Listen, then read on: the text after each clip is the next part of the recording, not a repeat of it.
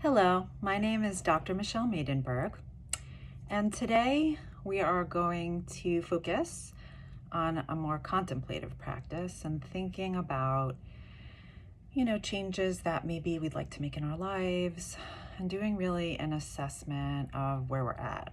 Because again, we might have thought about this being maybe a week or two, and as you could very well see, we really don't know how long we're going to be in this situation because we keep on getting different reports.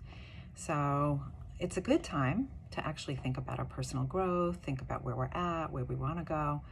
And today, instead of doing a guided meditation, I'm actually going to show you some breathing exercises, which are very, very, very helpful grounding exercise. It could be transitioning from one activity to another. It could be when feeling, particularly anxious. It could be noticing that you're having a challenging time being in the present moment and really wanting to recalibrate.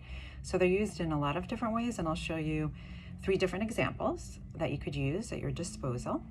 And then what I decided over the course of next week, because again, this is, we're in confinement, I'm going to say longer than we expected. I think next week I'm going to really focus on personal growth. And I'm open also to suggestions. If there's an aspect of personal growth that you want to focus on or a specific type of meditation, please let me know and I'm happy to try to accommodate. So the idea was to maybe focus on the first day, like on Monday, on adaptation and transitioning and changes and what that's like for people. And then the second day, maybe on discipline and habit, because we really need to fortify that while we're at home. Maybe the third day on relationships, and then the fourth on stress, and maybe some stress management techniques. And then on day 5, about regulating our emotions and how our emotions play into our everyday life and how pivotal they are. So those are just some ideas, but again, I'm very open and, I'm really excited to be here with all of you. So, over the course of the past couple of days, it's been really trying. I met with somebody whose aunt died. She was unfortunately in the hospital originally, then, have been wavering back and forth between kind of being in the hospital, being at home, and had cancer, 60-year-old woman. And she not so unexpectedly, but unfortunately died this past Sunday. And unfortunately, the family or the person that I work with, the patient that I work with, was not able to go to the funeral. So, she really talked about, again, the result of being in, quarantined and not being able to be with her family during this, challenging time. And then they conducted Shiva, which is, a traditional, I guess, meeting for a week after the person dies, and they had to do that over Zoom. So a lot of unexpected changes that we have to make in our lives, and a lot of feelings that brings up, of course. I also have another patient I was working with that she's actually a nurse, and her husband unexpectedly lost his job. So again, a lot of financial concerns and otherwise. And then another person who had to have a double mastectomy. And unfortunately, it's not an elective surgery, so she had to follow through. And you can imagine how vulnerable she is after surgery. So really, really being obviously anxious about recovery and not contracting any, infections or obviously diseases. So it's been really hard for so many people. Sometimes we lose sight of that. So just wanted to mention that. And I think the way that maybe to kind of frame this for ourselves, and, I was talking to somebody about it, is how we could use maybe our fear or, our disappointment or frustration and really hone into our power and strength, and to really come out of this, fortified with new skills and strengths. And, to think of ourselves like caterpillars. If you think about caterpillars, they go into this cocoon and they end up coming out transformed into this beautiful butterfly. And that could be all of us. We could, again, go into the situation, which is very challenging, and come out transformed into something, a better version of ourselves and more beautiful than we already are. Because each one of us is beautiful, and we're wonderful just the way we are. So only enhancing ourselves, which we always want to do. So I wanted to give a little bit of, again, grounding exercises. And actually next week what I'll do is I'll give you a whole bunch of different specific grounding exercises that are other than breathing.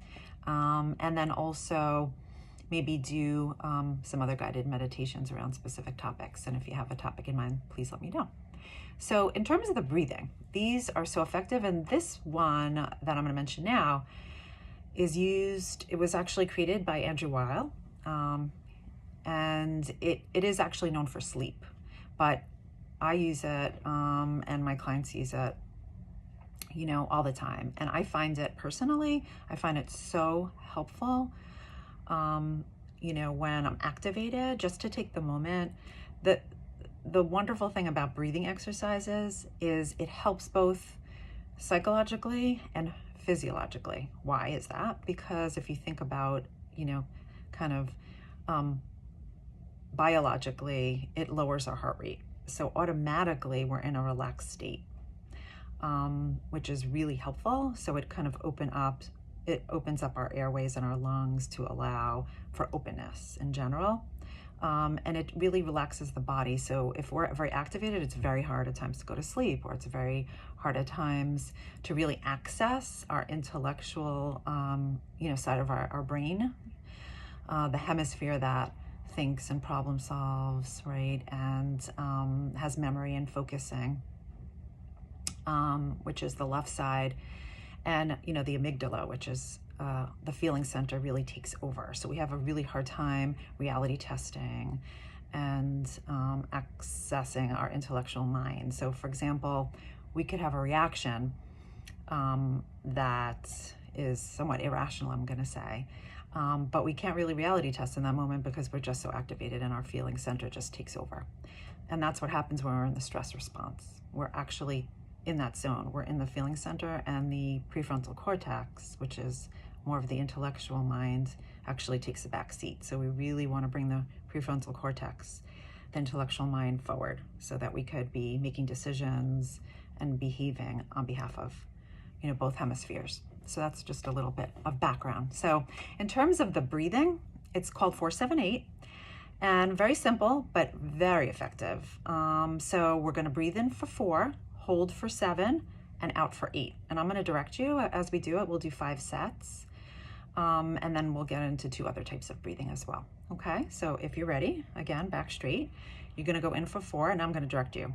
So it's 1, 2, 3, 4, hold, 7, 6, 5, 4, 3, 2, 1, out slowly, 8, 7, 6, 5, 4, 3, 2, 1, again in, 4, 3, 2, 1, hold, 7, 6, 5, 4, 3, 2, 1, slowly out, 8, 7, 6, 5, 4, 3, 2, 1, again in, 4, 3, 2, 1, hold, 7, 6, 5, 4, 3, 2, 1, and out slowly, 8, 7, 6, 5, 4, 3, 2, 1, in again, last one, in, 4, 3, 2, 1, hold, 7, 6, 5, 4, 3, 2, 1, and out, 8, 7, 6, 5, 4, 3, 2, 1. So you got a little bit of an understanding how it works. And you could use that, like I said, at any time. You would do 4 or 5 rounds of it, Another type of breathing is box breathing. So you have to think about it like a box. It's 5, 5, 5, 5. So instead of remembering the 4, 7, 8, in case you forget that, and it's actually wonderful to use with kids. I use it all the time. I actually used it with one of my children the other day when he was a little bit exasperated about things. And he stopped me and he said, "Could we do that again?" And what do you know? I left the room and he actually fell right to sleep and he was out. So it really works. I've also used it. I had when I was teaching, one of my students was pulling the plug from her laptop and got like a little current, an electrical shock. and was like hyperventilating. She got so anxious, it really kind of triggered her. And I went in there right away and did some grounding exercises and used the breathing, and it helped her tremendously, and she was deactivated. It was incredible. And she looked at me and she said, how did you do that? So it really works. I've seen it, I've used it, and it's something you could do, you know, as a regular practice too. So with the 5-5-5 that I just mentioned, it works the same way. It's called box breathing. Like I said, you're just gonna kind of form a box, you know, so you have to think about it as a box. So it's, again, you know, inhaling for a count of 5, you know, retaining it and holding the breath for a count of 5, exhaling all the breath from the lungs for a count of 5, and then again, retaining it and holding the breath for 5. So that's how that works. And the last one that I'm going to talk about is called alternate nostril breathing. And that's also a really helpful one. So the way that we do that is you would hold your right thumb over your right nostril. Sorry if I'm sounding a little nasal. And then you would inhale deeply through your left nostril. And at the peak of your inhalation, you're going to close off your left nostril with your 4th finger. And then you're going to lift your right thumb, and you're going to exhale smoothly through your right nostril. Okay, got that? So again, it's inhale.